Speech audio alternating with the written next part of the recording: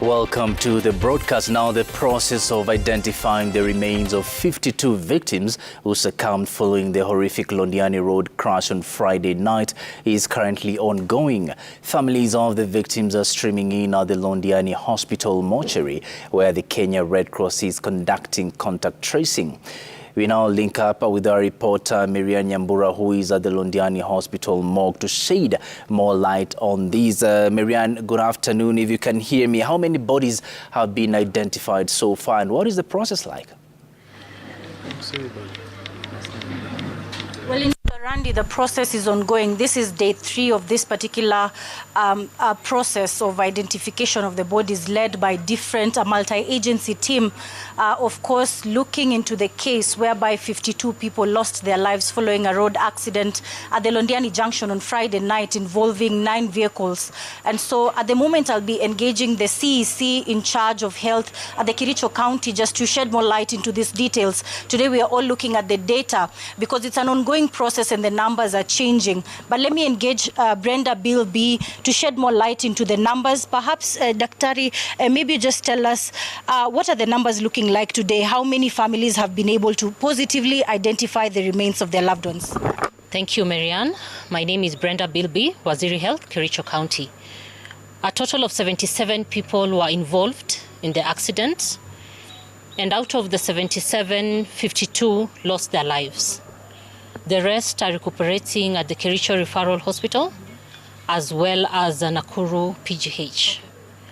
We have managed to positively identify 37 bodies currently, and the process is still ongoing. Okay. And out of the 37, we understand that this particular facility had 49. So for these 12 bodies, how long might this process take? Because we understand it's a developing case or a developing story. The process will take a bit of time because we have some bodies that were badly damaged, and we are hoping that before the end of the week, we manage to positively identify.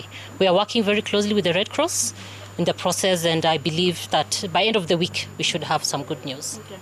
Thank you. Wycliffe, I'll also be engaging the medical superintendent, Dr. Kipkoech Collins, who will shed more light into the postmortem exercise. We understand this exercise is ongoing at the moment. Yesterday, there were some families, immediately after they positively identify the remains of their loved ones, then a postmortem is done. So let's get into that and get into perhaps what are the results looking like? What were some of the issues that came up as you're doing the postmortem exercise? How many postmortem exercises or bodies have you conducted this exercise? Thank you, Marianne. So far we've done 33 autopsies. We are yet to do 4 of the 37 identified bodies, and by the close of the day. So far from the autopsy that we did, we managed to ascertain that most of the fatalities got what we call crash injuries due to the polytrauma or trauma involving multiple organs. And it was common in, I would say, maybe 70%. Some of them had severe hemorrhage or extensive bleeding as a result of fractures of the lower limbs and upper limbs.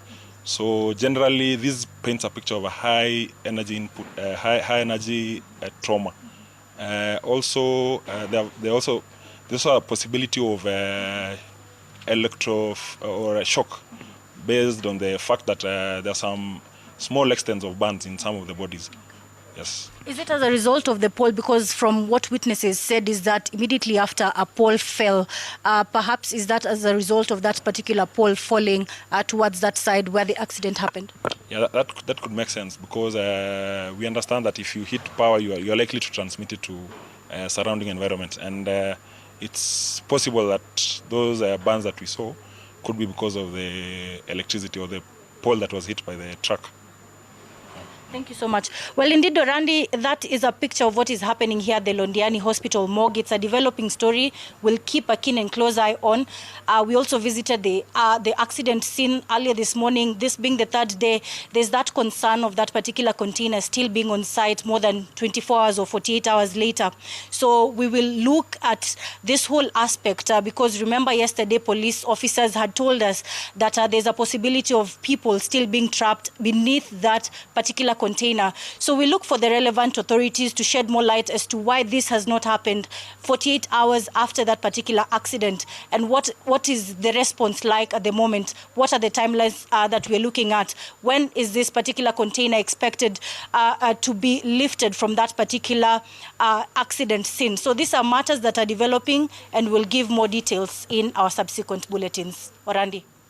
Oh, thank you very much, Marianne Nyambura. Just a quick recap. 77 people were involved in that accident. 52 of them succumbed, and 37 bodies have been positively identified, out of which 33 autopsies have been conducted and 4 autopsies are yet to be conducted. We'll keep you updated on that developing story. Now, let's shift gears.